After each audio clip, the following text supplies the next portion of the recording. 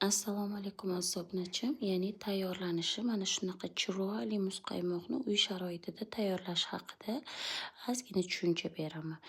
Tayyorlab ko'rsatmoqchi edim, lekin ozgina shoshilib tayyorlab qo'yibman. Shuning uchun gapirib bermoqchiman. Muzqaymoqni shakllantirish, ya'ni katta likopcha yoki manikiga o'xshagan mana shunaqa savatchik olib yasatsangiz bo'ladi.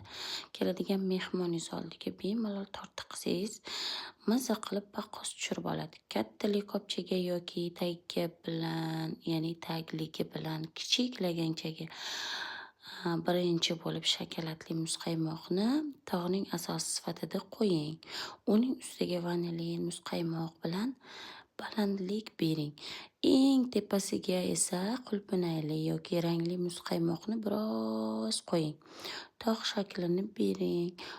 Qo'lingiz yoki spatula yordamida muzqaymoqni tog' shaklida uchburchak qilib to'plang.